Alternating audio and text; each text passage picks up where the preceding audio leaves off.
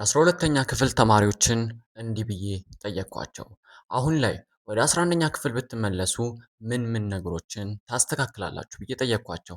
በጣም ብዙ መልስ ተሰጥቶኛል፣ ግን የሁሉንም ሀሳብ የሚያጠቃልል ሁለት መልሶችን ልንገራችሁ። የመጀመሪያው ተማሪ እኔ ወደ 11ኛ ክፍል ብመለስ ኖሮ አሁን ላይ 12ኛ ክፍል ሆኜ በጣም ቢዚ እያስቸገረኝ እገኛለሁ።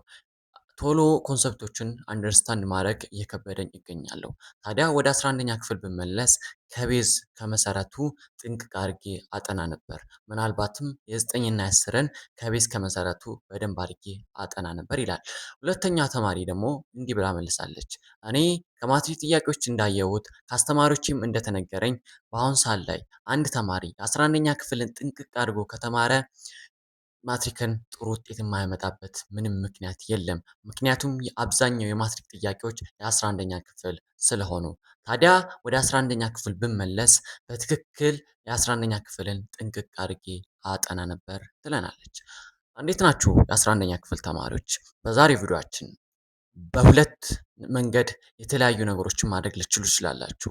ግን ዛሬ በአንድ ወጥመድ ሁለት ነገሮችን እንዴት ማጥመድ እንደምትችሉ የማሳያችሁ ይሆናል።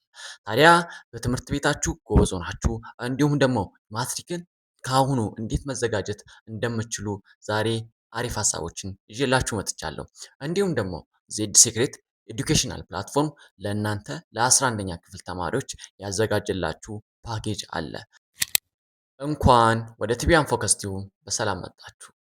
በዚህ ዩቲዩብ ቻናል ላይ እኔን ያስተማሩኝን የተገነዘብኳቸው ነገሮች ለእናንተ ይጠቅማል የምለውን ነገር አብራራለሁ፣ እዳስሳለሁ።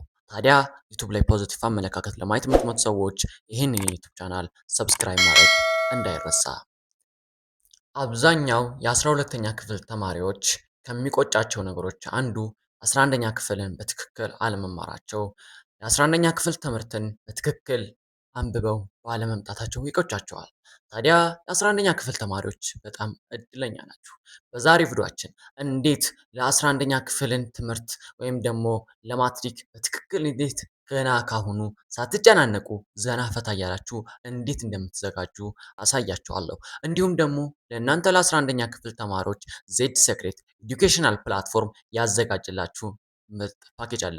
እሱንም አብረን እናያለን። ታዲያ በዛሬው ቪዲዮአችን ለ11ኛ ክፍል ተማሪዎች ለማትሪክ እና አሁን የምትማሩትን የ11ኛ ክፍል ትምህርትን እንዴት በጎበዝና ጥሩ ውጤት እንደምታመጡና ለማትሪክ እንዴት እንደምትዘጋጁ አብረን እናያለን። ታዲያ 5 ሀሳቦችን ይዤላችሁ መጥቻለሁ። እነዚህ ሀሳብ ምንድን ናቸው? እስቲ አብረን እንያቸው።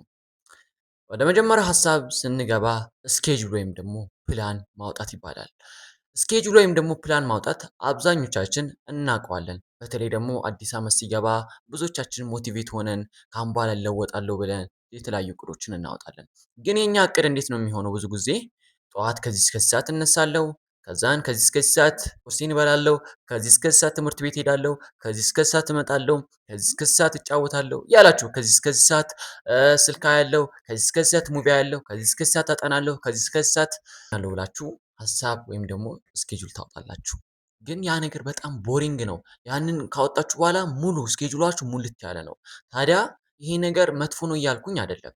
ግን ልትገነዘቡት የሚገባው ነገር እኛ ይህንን ስኬጁል ከማውጣታችን በፊት ምን ውስጥ ነበርን? በጣም ሌዚነስ ነበርን። ምክንያቱም በዘፈቀደ ነበር ስንመራ የነበረው። እስከዛሬ ድረስ እቅድ አልነበረንም።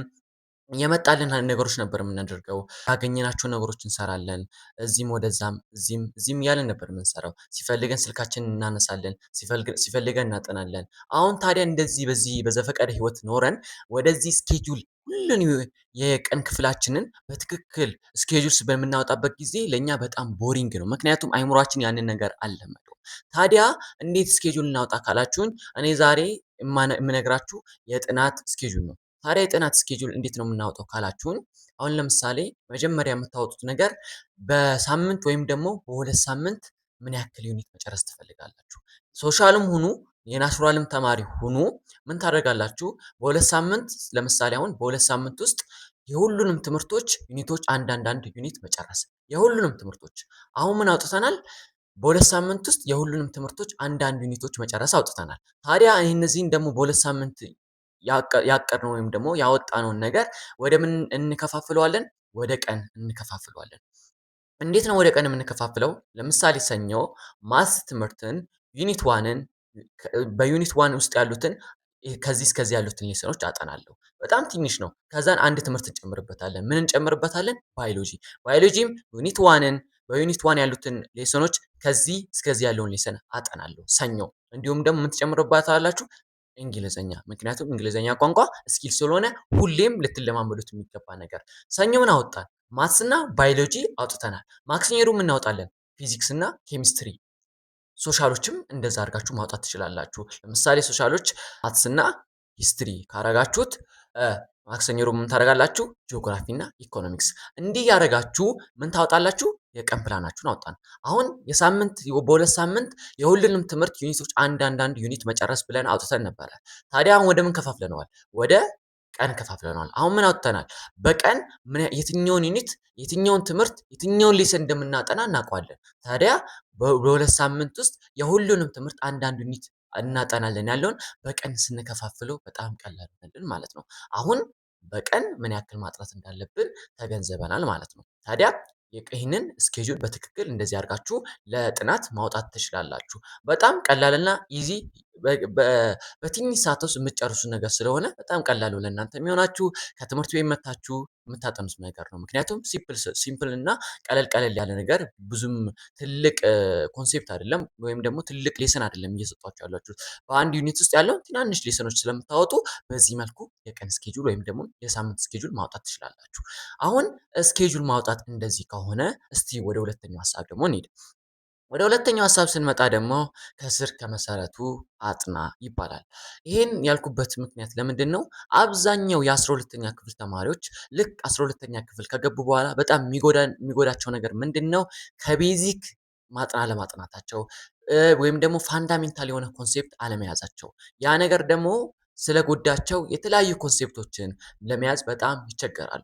ታዲያ ለ11ኛ ክፍል በትክክል ልታረጉትና ልትገነዘቡት የምፈልገው ነገር ትምህርት የምታጠኑትን ነገር ከቤዝ እንድታጠኑ እመክራችኋለሁ። በጣም ልትጠነቀቁበት የሚገባው ነገር ከፈለገ የ11ኛ ክፍል ላታጠኑ ትችላላችሁ፣ ነካ ነካ አድርጋችሁ ልታልፋችሁ ትችላላችሁ። ግን ሌሎችን ትምህርት የሁሉንም ትምህርት ቤዝ ያስፈልጓል። ሁሉም ትምህርት ቤዝ አለው አይደለ? የሁሉንም ትምህርት ቤዝ 12ኛ ክፍል ከመግባታችሁ በፊት ጥንቅቅ አድርጋችሁ መጨረስ ትችላላችሁ። ለምሳሌ እስቲ ላስረዳችሁ። ፊዚክስ ላይ አሁን ቬክተር የሚባላል ታውቁታላችሁ። ሁሌ ቬክተር ይባላል። ግን ብዙ ሰው የሚንቀው ወይም ደግሞ ቀለል አድርጎ የሚያየው ኮንሴፕት ቢሆንም ቬክተርን መረዳት ግን ብዙ ነገሮችን ለመስራት ይረዳናል። እነ ካይኔማቲክስን የተለያዩ ኮንሴፕቶችን ለመስራት በጣም ይጠቅማል ቬክተር። ስለዚህ እናንተም የሁሉንም ትምህርቶች የማትስ፣ የባዮሎጂ፣ የሂስትሪ፣ የጂኦግራፊ፣ የኢኮኖሚክስ ትምህርቶችን እያንዳንዱን ቤዚክ በትክክል ማጥናት መቻል አለባችሁ። ትምህርት ሚኒስቴርም እንዳወጣው እኛ ጥያቄ የምናወጣው ከፋንዳሜንታል ስላለ እባካችሁ ቤዚክ ሊኖራችሁ ይገባል። ስለዚህ ከቤዝ ከመሰረቱ እንድታጠኑ እመክራችኋለሁ። አሁን ደግሞ ወደ ሶስተኛው ሀሳብ እንግባ። ሶስተኛው ሀሳብ ደግሞ የሚሆነው ምንድነው?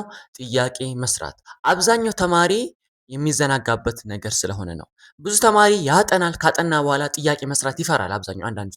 አንዳንዱ ተማሪ ደግሞ ምንም ጥቅም እንዳለው ራሱ አይገነዘብም። ስለዚህ ጥያቄ መስራት አስፈላጊ ነው። አሁን ቅድም ያወጣነው ፕላን ነበረ። ሰኞም ማትስ እና ባዮሎጂ እናጠናለን አለ። ከዛን ዩኒት ዋንን የሆነ ያክል ሌሰን ብለናል አይደለ? ያንን ሌሰን ካጠናችሁ በኋላ ጥያቄ ስሩበት። ጥያቄ በአሁን ሰዓት ላይ ለማግኘት በጣም ቀላል ነው። ብዙ ኤአይ አለ። ለምሳሌ አሁን ቻትጂፒቲ ላይ ገብታችሁ ጥያቄ መስጠት ትችላላችሁ። አሁን ለምሳሌ ማትስ ሪሌሽን ኤንድ ፋንክሽን ከሆነ ከዛ ከሪሌሽን ኤንድ ፋንክሽን ያጠናችሁትን ሪሌሽን ኤንድ ፋንክሽን ይህን ያክል ጥያቄ በቀላሉ ቀለል እንዲያደርግላችሁ መካከለኛ ጥያቄ እንዲያወጣላችሁ እና ከበድ ያሉ ጥያቄዎችን እንዲሰጣችሁ ማድረግ ትችላላችሁ። ሪሌሽን ኤንድ ፋንክሽን ብላችሁት የፈለጋችሁት 50 ጥያቄ ይሰጣችኋል። ከዛን ደግሞ ከሰራችሁ በኋላ ደግሞ በትክክል እንደሰራችሁና እንዳልሰራችሁ እዛ ላይ ኤክስፕሌን ስለሚያደርግላችሁ በዛ መገንዘብ ትችላላችሁ። አሁን ቀሎላችኋል አይደለ? አጥንታችኋል። ከዛን ከቤዝ ከመሰረቱ ተገንዝባችሁታል ያንን ኮንሴፕት። ከዛም በኋላ ጥያቄ ሲሰሩበት በደንብ አንደርስታንድ ታደርጉታላችሁ። የቱ ጋር ራሱ እንደተሳሳታችሁ ትገነዘቡታላችሁ ማለት ነው። አሁን ጥያቄ መስራትም በትክክል ልትይዙት የሚገባ ኮንሴፕት ነው። ወደ አራተኛው ሀሳብ እንግባ። አራተኛው ሀሳብ ደግሞ ሪቫይዝ ማድረግ ነው። ይሄ ኮንሴፕት በጣም የሚጠቅም ኮንሴፕት ነው። እባካችሁ ተማሪዎች ይህንን ነገር በደንብ ልትተገብሩት ይገባል። ቀኑን ሙሉ ካጠናችሁ በኋላ ጥያቄ ከሰራችሁ በኋላ ወደ መጨረሻ ወይም ደግሞ የቀኑ ክፍለ ጊዜ ወይም እናንተ ልተኙም ሊሆን ይችላል የቀኑ ክፍለ ጊዜ ሲገባደድ ምን ታደርጋላችሁ? በቀን ክፍለ ጊዜያችሁ ያጠናችሁት ኮንሴፕት ምንድን ነው? እሱን በትክክል ለራሳችሁ መመለስ መቻል አለባችሁ።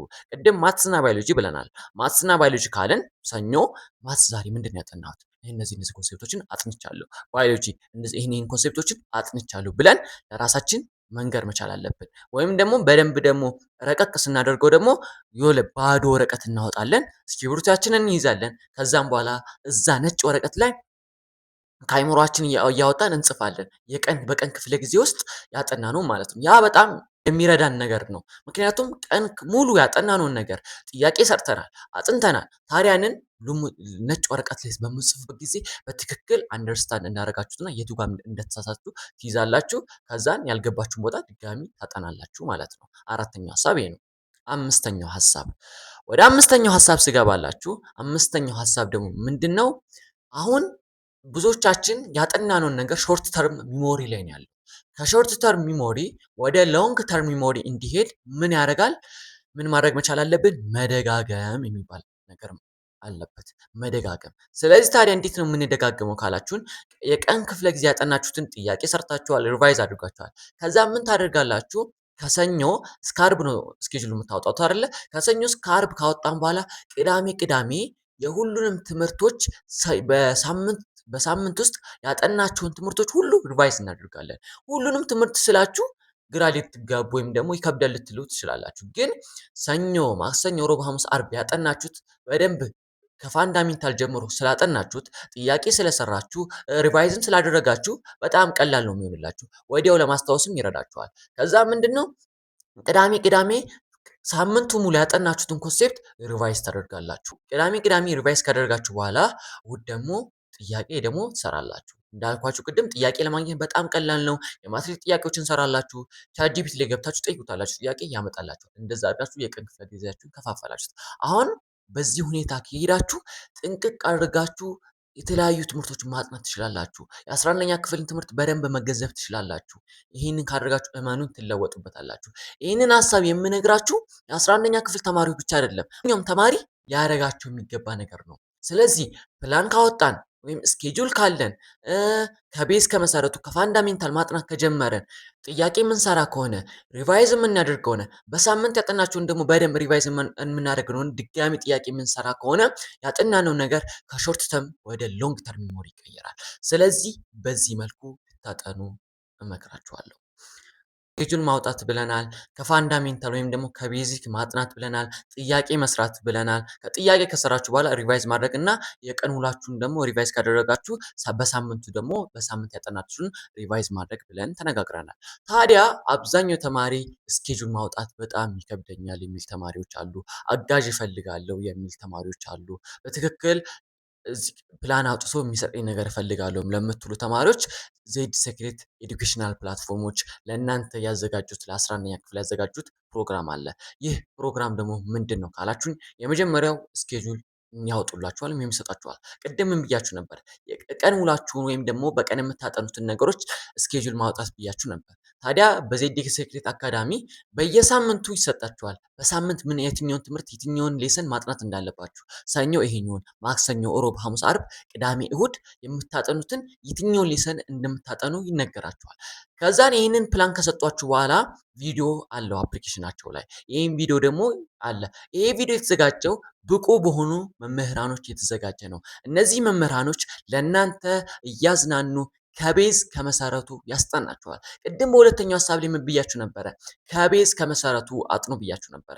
ያንን ደግሞ በዜድ ሴክሬት ኤዱኬሽናል ፕላትፎርም ላይ ጆይን ስታደርጉ ያዘጋጁት ቪዲዮ ላይ ከቤዝ መሰረቱ በብቁ መምህራኖች ይህንን ቪዲዮ ታገኙታላችሁ ማለት ነው። ይህም አንዱ በጣም የሚገርመውና ደስ የሚል ነገር ነው። ቀጣዩ ደግሞ ጥያቄ መስራት ብያችሁ ነበር። ታዲያ ይሄ ፕላን ከወጣ በኋላ ከሰኞ እስከ አርብ ታጠናላችሁ። ከሰኞ እስከ አርብ ካጠናችሁ በኋላ ደግሞ ቅዳሜ ሪቫይዝ ታደርጋላችሁ፣ ጥያቄ ትሰራላችሁ። ቅድም ጥያቄ መስራትና ሪቫይዝ ማድረግ ብያችሁ ነበር።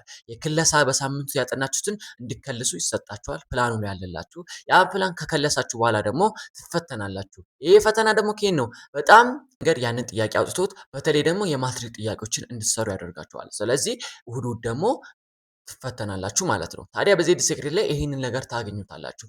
እንዴት ነው የምታገኙት ካላችሁኝ ደግሞ ዜድ ሴክሬት ላይ ጆይን በምታደርጉበት ጊዜ አፕሊኬሽናቸው ላይ ያለ ነገር ነው። ለ11ኛ ክፍሎች የሚገርም ፓኬጅ ነው። ይህንን ነገር እንድትጠቀሙበት ብዬ እመክራችኋለሁ። ምክንያቱም ጥንቅቅ ያለ ፕላን ነው የሚያወጡት። ፕላኑ ደግሞ ከትምህርታችሁ ጋር እንዲሄድ ነው። ወይም ደግሞ ትምህርት ቤት ሄዳችሁ መታችሁ የምታጠኑት ቀለል ያለ ፕላን ነው። ሳታስቡት የሁሉንም ትምህርት ዩኒቶች በቀላሉ እንዲጨርሱና ከቤዝ መሰረቱ ሁሉንም ትምህርቶች እንድሰሩ ወይም ደግሞ እንድታውቁ ይረዳችኋል። በዚህ ምክንያት በአንድ ድንጋይ ሁለት ወፍ እንደሚባለው ማለት ነው። እንዴት ነው የሚሆነው? በትምህርታችሁ የ11ኛ ክፍል ትምህርትን ጥሩ ውጤት ታመጣላችሁ፣ ጎበዝ ትሆናላችሁ። እንዲሁም ደግሞ ቤዝ ፋንዳሜንታል ትይዛላችሁ። ወደ 12ኛ ክፍል በምትገቡበት ጊዜ ምንም አትጨናነቁም። ምክንያቱም ለምንድነው የማትጨናነቁት? 11ኛ ክፍልን ጥንቅቅ አድርጋችሁ ተምራችኋል። ከቤዝ ከመሰረቱ ይዛችኋል ኮንሴፕቱን። 12ኛ ክፍል በምትገቡ ጊዜ ሁሉ ነገር ይቀልላችኋል። ታዲያ በዜድ ሴክሬት ኤዱኬሽናል ፕላትፎርም ላይ ጆይን እንድታደርጉ እመክራችኋለሁ። ምክንያቱም ፕላን ካወጡላችሁ ጥንቅቅ ያለ በብቁ መምህራን የተዘጋጀውን ቪዲዮ ካያችሁ ጥያቄ ካሰሯችሁ የሚገርም ነገር ነው። ሁሉን ነገር በቀላሉ ትሰሩታላችሁ ማለት ነው። ፕላኑ ደግሞ ከትምህርት ቤት እየሄዳችሁ እየተመላለሳችሁ ትምህርት ቤት ሄዳችሁ ከመጣችሁ በኋላ የምታደርጉት ነው የምታጠኑት ነገር ነው። በቀላሉ ያንን ነገር አንደርስታንድ እንድታደርጉት ይረዳችኋል። ፍጠኑ ባካችሁ የ11ኛ ክፍል ተማሪዎች። ዜድ ሴክሬት ያቀረብላችሁን ኤዱኬሽናል ፕላትፎርም ብትቀላቀሉ የሚገርም ውጤት ታመጡበታላችሁ። የመሬን ነው። እመኑኝ። ቪዲዮአችን ይህንን ይመስል ነበር። አይ ነው ይሄ ቪዲዮ በጣም ጥሩ ለእናንተ የሚጠቅም ሀሳብ እንደሆነ አልጠራጠርም። ታዲያ የቲቢያን ፎከስ ዩቲዩብ ቻናላችንን ሰብስክራይብ ማድረግ እንዳይረሳ። ይሄ ቪዲዮ ከተመቻችሁ ላይክ፣ ሀሳባችሁን ደግሞ ኮሜንት ላይ አስቀምጡልኝ። በቀጣይ ቪዲዮ እስከምንገናኝ መልካም ቀን፣ መልካም ጊዜ ይሆንላችሁ።